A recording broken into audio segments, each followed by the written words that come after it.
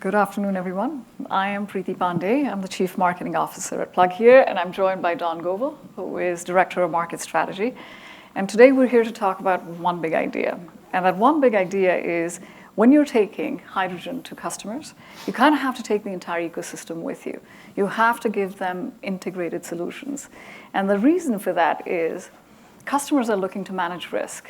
And when you go try to adopt a new product, the first thing that comes to your mind is, I want an entity that manages all dimensions of the solution, especially if it's like an energy solution that's going to change how you do things, right? So customers are looking for that one throat to choke. They're looking for that one-stop shop. And in our experience, when we ended up being that solution that provided that real value proposition to the customer and delivered on it, we ended up forming very deep partnerships. And those deep partnerships led to even more value creation. That led to momentum, and that led to rapid adoption. And that really is the story of Plug in a nutshell. I am going to skip over the safe harbor statement. You're going to see this 20 times today. All right. So once we internalize this idea that customers are looking for integrated solutions that go from end to end, we started to link the molecule with the delivery, the storage and dispensing, getting the fuel there with the devices, and then offered service every step of the way. So this is how we introduced our product in the logistics space. But it really became a template for us that can be reinterpreted, modified, and scaled depending on what problem you're solving for the customer and what market and industry that you're actually entering. And so we started in 2030, or prior to 2030, by providing a fuel cell. We were a fuel cell integrator, buying stacks from suppliers, putting the fuel cell together. And yes, the fuel cell had a tremendous value proposition. We were saving customers $1 million per site per year. That's a really big deal. Yet, that was not enough. So where we transitioned from there was, at the insistence of the customer, our hand being forced, we started to think bigger. And in 2014, we introduced a turnkey offering to the market, where we became the face to the customer, and on the back end, we were running these contracts with suppliers. And by the way, if anyone's following the work of Christensen out of Harvard, this was a moment of disruption. This is where we learned hydrogen and began to come up the competency curve. This is really what made us who we are. And then over the next couple of years, we realized two things. One, customers are looking for greener solutions.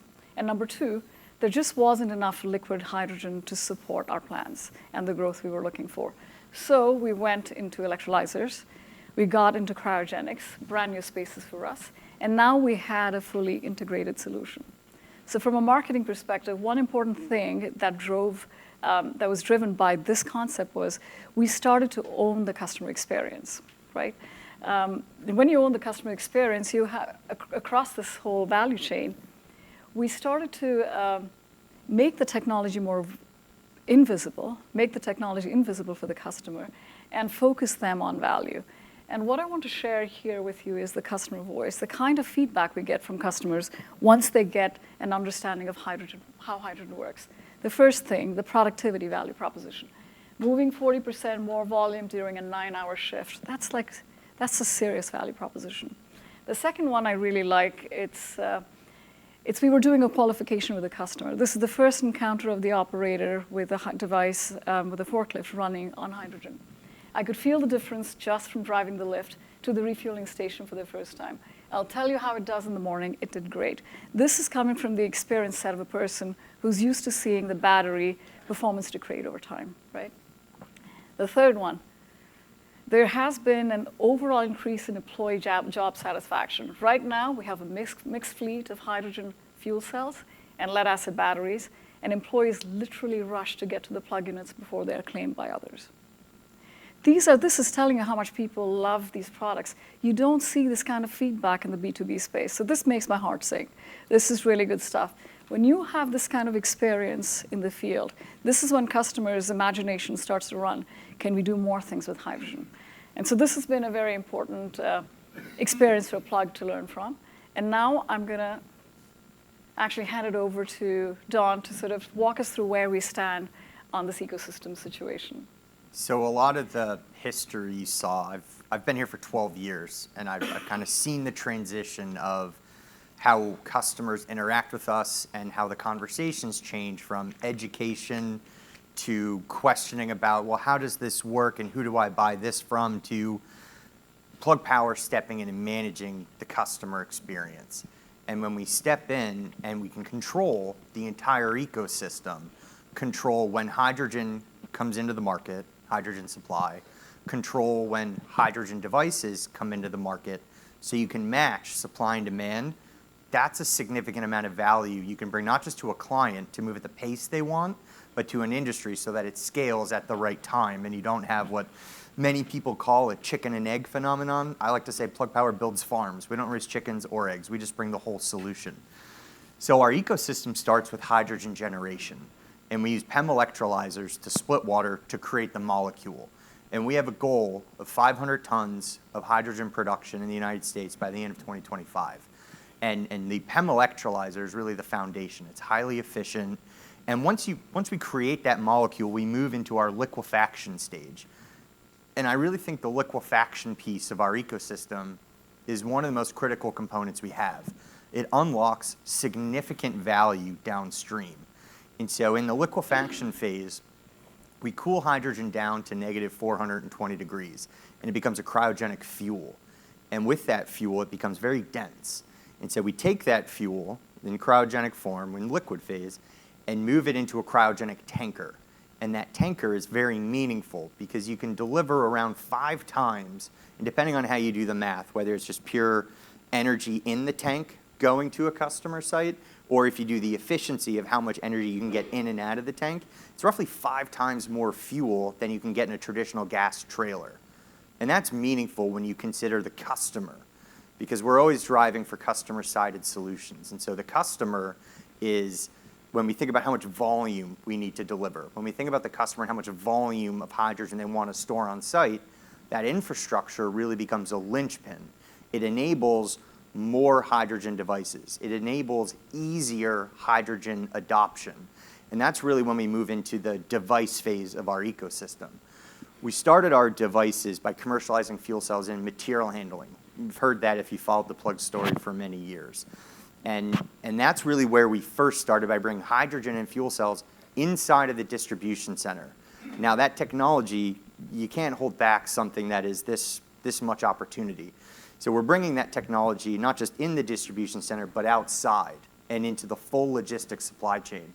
So all the productivity that we bring inside the distribution center by having hydrogen infrastructure there, we're moving into on-road applications to enable customers to decarbonize their entire logistics supply chain. So now hydrogen isn't just considered a fuel for productivity in the distribution center, it's considered for long-range adoption, long-range plans, because it's enabling decarbonization of the full logistics supply chain. And so another product that I'm really excited about, and these devices, as Andy and others mentioned this morning, this is just the beginning. And so the other device I'm really excited about that we'll touch on a little later is our stationary product. So we make this in roughly 1 megawatt with designs and opportunities in the 50 megawatt and larger range. And so when a customer can just pick up the phone and say, I want to add this to use and leverage my existing infrastructure, it's really minimal additional investments to leverage that on-site infrastructure to get more hydrogen throughput and to get a broader use of hydrogen applications for what the customer envisions as a long-term approach. And one of the things that really enables this was Plug's decision to get into stack manufacturing. And that was a key decision that enables a lot of our devices and a scalable platform and a repeatable platform. And I'll turn it over to Preeti to talk a little bit more about our stack technology and really what that means for Plug's future. So I just want to reiterate a few things, important things that Don said here. Number one, getting into electrolyzers and cryogenics, because we're shooting for the lowest possible cost of hydrogen for customers. Number two, storage being linchpin. Once you have storage, you can add things. And the third thing is owning critical technology, because that enables the entire infrastructure. So speaking of stacks, we have two. You could think of them as platforms. One is the fuel cell platform, and the other is the molecule platform. On the fuel cell side, why does the stack matter so much? Because that's where the reaction is actually taking place. It also represents a significant portion of total cost. You want to have direct impact on that cost. The second important thing about the stack is this is really essentially controlling the performance of the product. So if you are when you're entering new markets, you want to be able to modulate that performance. You want to be able to improve efficiency. Having direct control on that is super important. Now, the beauty of owning the stack technology is it offers you the flexibility to enter the markets based on where the customers are leading you, which really is the history of Plug. Same technology that goes into the littlest device on that top left corner is essentially the product that we're putting into, scaled up into the HiVia platform. The same thing goes for the transit bus. Now, this is a stack we developed for the mobile platform, but it's essentially, we've taken this ProGen engine and we've put it into the stationary fuel cell. So we've been able to map this universe of devices because we have control over the stack technology in the fuel cell side. Same idea on the electrolyzer. As we enter the market, this is a brand new market. There are customers who want to try a 5 megawatt system because they just want to pilot this. We want to take this technology and develop our own plants where we're making 15 to 60 tons per day. Same basic technology that we're now in discussions to deploy at a gigawatt scale. So let's take this ecosystem and transpose that onto reality. And Don, if you can walk us through the next a few examples. Yeah, the next few slides are really examples of our platforms and how they can be stacked together and scaled to service multiple points of the industry. And even though we're showing US dollars here, we're not limited to the United States. These platforms can be brought to multiple geographies, multiple markets. So these are just examples. So the US dollar is just an example to give some magnitude of the project value, but it's not limited to US markets. And so the first aspect we wanted to talk about was logistics, which really starts with our fuel cell in material handling in the distribution center. And once that infrastructure gets on site through the justification of productivity gains, it's very easy and somewhat seamless to bring more devices online. And so when we talk about our fuel cell for stationary power, the two applications that sort of jump out to me right now are backup power. So in certain distribution centers, you have food, you have grocery, you have things that need to be kept at certain temperatures, right? So those facilities need backup. And then in areas of the grid where the electric grid has a similar ecosystem, there's large scale for generation, you transmit energies over long distances via transmission lines, but on the secondary and primary distribution centers in certain regions, it can be very difficult to get power at a pace, at a scale, and at the timing you want. Whereas fuel cells, when we think of logistics in material handling, for an average customer of 200 to 300 forklift trucks, we bring roughly 2 to 3 megawatts of power. They just happen to be in 200 to 300 different fuel cells.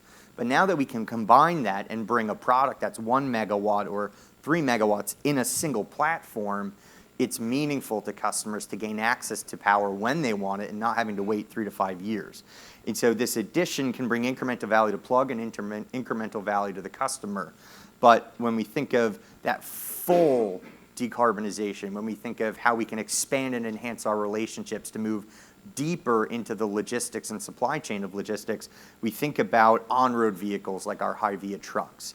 And so in this case, we're talking about a small adoption of roughly 100 trucks and the fuel contracts that go alongside.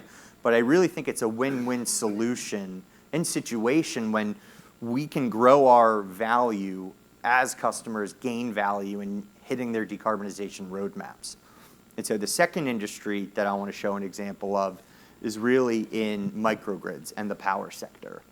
Sorry, not so sure what happened there. I think we all know if you're at a Plug Symposium, solar and wind have done tremendous jobs of decarbonizing the power sector. And they're getting into single digit and even in some regions, double digit penetration of the market. And so where there's 10% or more, we see that in real world today. And when that happens, we're talking about intermittency becoming a concern. and then resiliency becomes a focus of the customer. So and I think hydrogen and fuel cells can step in and provide that resiliency.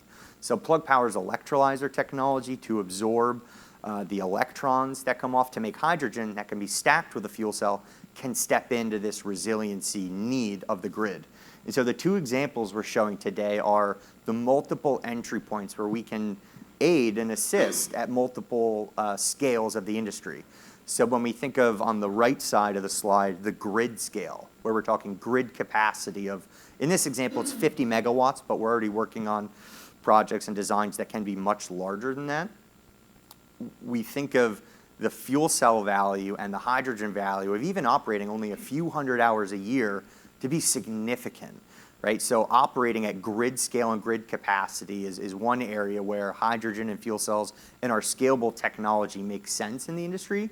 But on the other side of the electric grid, not just the power generation, but downstream, where power can be hard to come by, where power may not be available at the time and at the price you want, there's the smaller scale fuel cell, the 1 megawatt case in this example, where we have the stationary power, we can deliver the fuel because it's dense, it can be delivered at volume and stored at volume so that customers can have this, whether it be stationary in this example, and in other workshops you'll see today, there's mobile platforms where we can bring power to where it's needed and not just where it's convenient. And so, I think when we think about microgrids, it's really clear to me, and I think clear to a lot of folks in the industry, that hydrogen and fuel cells can and will play a value, and at multiple points within the entire ecosystem. And that's why Plug Power is well positioned, because our technologies scale and our platforms are expandable to solve multiple points of pain in the industry. And so the third example I'll show here today is decarbonization at ports. And Benjamin earlier mentioned that we have infrastructure being built at the Port of Antwerp. And so the infrastructure there will make molecules that can serve transportation devices as well as the chemicals industry. And so at ports, whether there's a need for zero emission solutions for logistics, which is sort of the example we have on the left side, and then the chemical or the ocean going vessels that come to port that need goods either to be taken off their vessel, whether it's a container port or a chemicals port or a cruise vessel or a cargo port. One thing is true of all of these ports: air quality becomes a significant issue, not just for port operations, but for the local communities. I think Jack Brower showed a slide earlier this morning that said, in the ports, you can actually experience, and there's lots of things that go into this, so it's probably not just the emissions, but a factor that goes into this is the emissions, where you can have 7 years of life expectancy removed because of air quality. And so the examples we'll share here today are, on the left side, logistics, where cargo, materials, fuels going in and out of the port. So whether it's a drayage truck or a Class 8 vehicle moving things in and out, you're consuming a lot of diesel fuel. And so particulates become a concern. And even though the diesel fuel in those vehicles can be hundreds, if not thousands of times less dirty and contain less sulfur than the bunker fuel of the ocean-going vessels, Plug's hydrogen and Plug's fuel cells can help solve these issues, because we can either bring hydrogen to the vessel and it can be converted into electricity for clean energy on the vessel, or we can participate in cold ironing and shore power. So again, these are just a few examples of where our solutions come. I think there's many other examples being talked about today at the symposium. And I'll give it back to Preeti for a few closing remarks before we go into questions. Sure. I think one of the things we wanted to point out as we show these deals stacked up, if we were only about devices, there's a lot of revenue we're leaving on the table on the hydrogen side. So having this integrated solution means there's more value capture for our customers as well as for Plug. So Plug is about dreaming big. You saw that this morning. Andy, very inspiring with what he's created. This is the strategy has been 3 or 4 years in the making, and today was about bringing this, how the strategy is coming to life. And the tenets of making that work is really that Plug has now taken the position of being that one-stop shop for its customers. And we've relied on partnerships to make this happen. It's not just about customer partnerships. We have amazing customer partnerships, but it's also with our suppliers and other companies in the value chain The fact that we have an expandable platform, and once you have storage, that platform really sort of demonstrates how powerful it is. And so all of this sort of puts us in the center, I believe, of the hydrogen economy, and we are catalyzing this effort of bringing hydrogen to the market. So when I hear Paul say that Plug is going to be 20 billion in 2030, I mean, here are the reasons why we're able to do all of those things. So we have a few minutes left for questions. If you Going back to the microgrid 37X slide we had there, what size microgrid area how long period of time? So microgrid can be a term that has pre-existing definition. So some people think a microgrid would need to be one physical property where you have solar and wind, and then you may have an electrolyzer, hydrogen stored in a fuel cell, all contained there. But in this example, we have separation of the two, where liquid hydrogen sort of enables that. But in this example, we're talking about, on the right side, it's a 50 megawatt fuel cell. And I believe we had incorporated 1 to 2 days of storage. But I think operationally it was several hundred hours a year. few hundred hours. Our Trying to runtime. get an idea of what you're powering the 50 megawatts. So I think when I look at grid capacity, there's markets for this, right? There's auctions that go into acquiring capacity for the grid. And so there can be an auction today for, let's say, a gigawatt. But then the minimum response in that could be 50 megawatts or 100 megawatts. So in this example, it's at grid scale, providing power to the public infrastructure where transmission lines exist. So we'd be powering literally the electric grid and not an individual customer. Not necessarily. So the term microgrid is really peak power where it could be islanded. So for a data center, for example, there are sizes of data centers that are 40, 50 megawatts, and then there's larger data centers that are 500 or even a gigawatt of scale. So the term microgrid in this example is really a dispatchable energy resource that's zero emission. And so whether it's a microgrid that's only powering a select few devices or one device like a data center or even the grid, that's kind of the term that we're using for a microgrid. So there's a few talks actually today that go into some of this. There's a couple of customers talking on these issues. Ray? So just on the integrated strategy, like I get the commercial logic there, customers like it, want to throat to choke. But if I think about like the industrial logic, you're producing a molecule. So when that molecule leaves your either electrolyzer or is consumed by the fuel cell, it's a hydrogen molecule. So why is it advantageous for you guys to make like the trailer of the truck or the liquefaction equipment? Chart Industries can do that all day long, probably at higher scale. Like, wouldn't it be better for the customer to put it together that way rather than integrate? Don, Yeah. you want to take that one? Yeah. I think when we think about what we do ourselves, it's a function of what can we do faster than others? How do we make the best possible experience?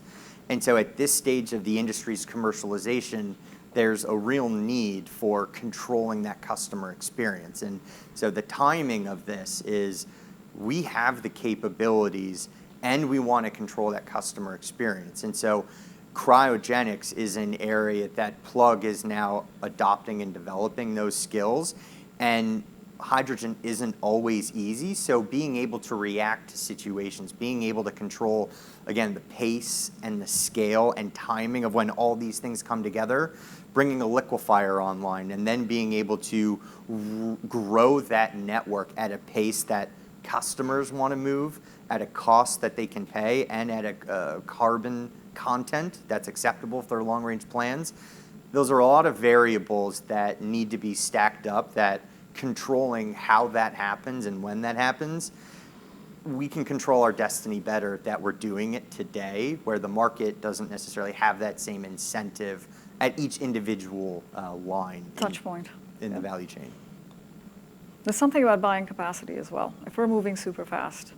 I think Andy usually says it well, that if the market was doing it, we wouldn't need to do it. I mean, Chart's making a lot of tanks. Like they do a great job making them. So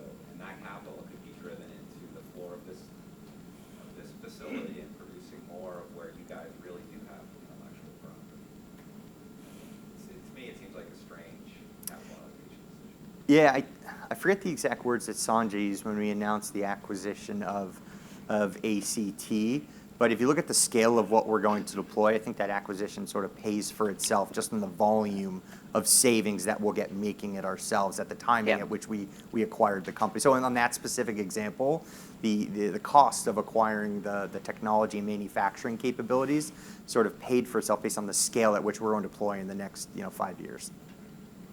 That was the driver. Where you see the opportunity for the vans and the truck mobilities opportunity in the States?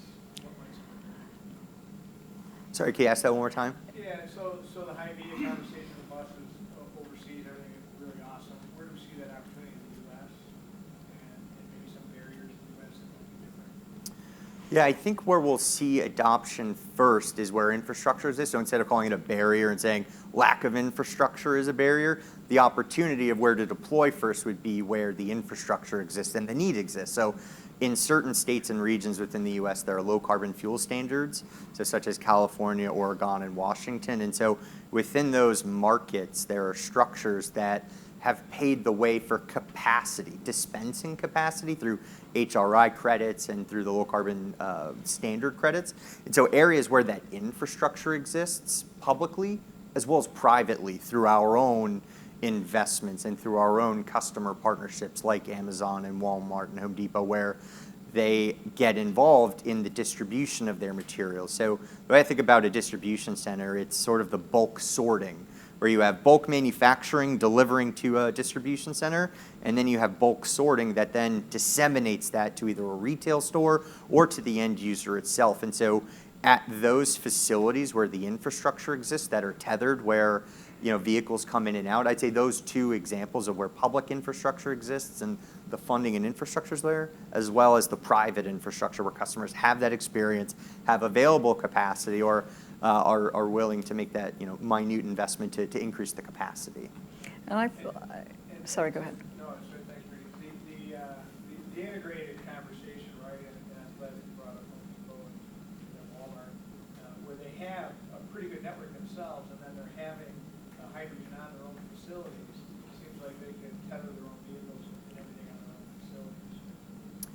Kind of lends itself to the whole integration. Yeah, and it's certainly not an entire network that I think in 15 to 20 years Plug would solve by itself. If you look at the amount of stations that are out there today, I think there's somewhere around 2,000 hydrogen stations today, but by 2030, probably somewhere in the tens of thousands, 10, 15,000 hydrogen stations. And that's sort of an incremental step to the amount of fueling that exists for diesel or gasoline. So there's certainly a long way to go, but for the first few steps, controlling that experience and guiding it is where Plug sees that we can add value to help the industry succeed, because as the industry grows, Plug will go. And we certainly can't do everything, and that's why we have so many partnerships out there, but we want to do what we can to make sure we're doing the best thing for the industry and our customers. And our customers are asking for these. They would love to have these vans, high-via vans in the US. Absolutely, there's a market for it in our existing customer base. Time for maybe one, maybe two more questions. Maybe, so Class 8 trucking, where hydrogen has the strongest case to be made versus electric. And then where are you in providing an integrated solution to that? I think we're very invested in making the supply available, because the way I view material handling is that is an ecosystem of a certain scale where the average customer can be between 100 and maybe 300 kilograms. And so now that they have per day, and so the dispensing station might have maybe a little bit more capacity, maybe in the 300 to 500 kilograms a day. And every site is different, but on average, I think those numbers are about right. And so that ecosystem is an example. And so now that the customer has experience, the timing of when larger ecosystems like Class 8 vehicles, I think that momentum is gathering. And so as Plug is very cautious but very aggressive, we want to make sure we have the right partners to go into that value, go into that segment of the industry. So I think there's a lot of work that we're doing to get the fuel ready and get the infrastructure ready. So can you see a world where you do something like Rivian did on the electric Yeah, we've been very open. Yeah, we've been very open about. We see a lot of demand for hydrogen in the Class 8 market, so it's definitely a market of interest. It's a matter of finding the right partner. That's never say no when you're plugged, right? It's certainly not something we would do. I don't We think would not do alone. it alone. We would not do it alone. It's It sa- would follow the pattern of what we've been doing, right? So. Yep. Well, thank you all. It's great to have you guys here. Yeah, we'll be around for more questions. Yeah.